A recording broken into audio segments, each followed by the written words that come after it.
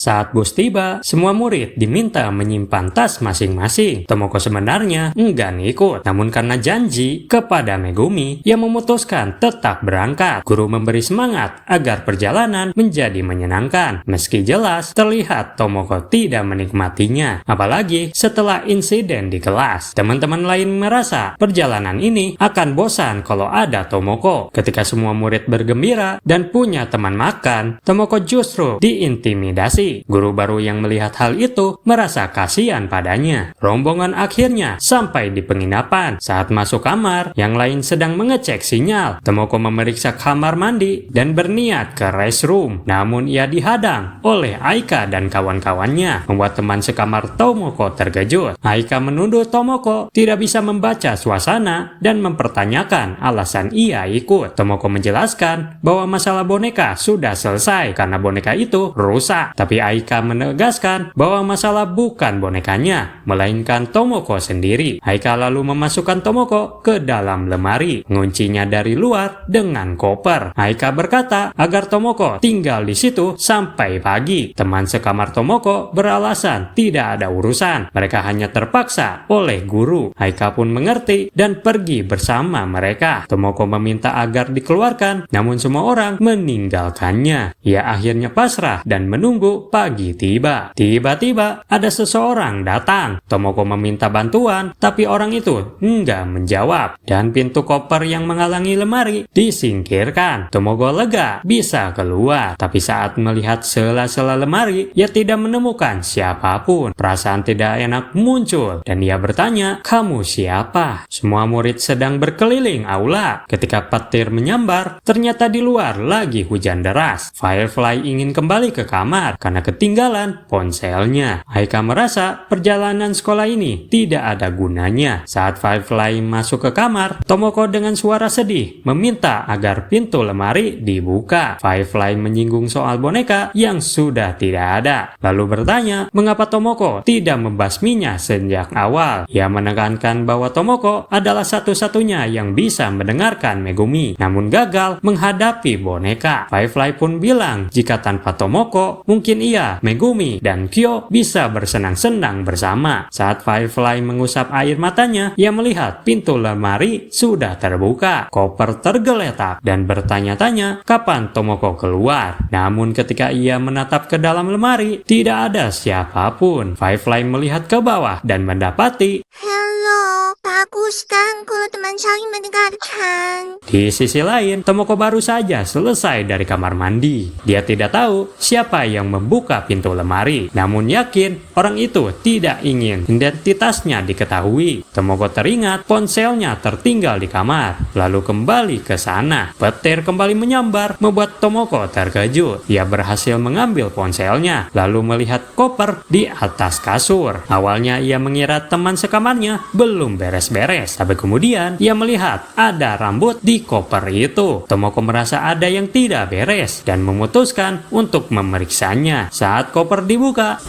pemandangan itu membuat Tomoko berteriak keras.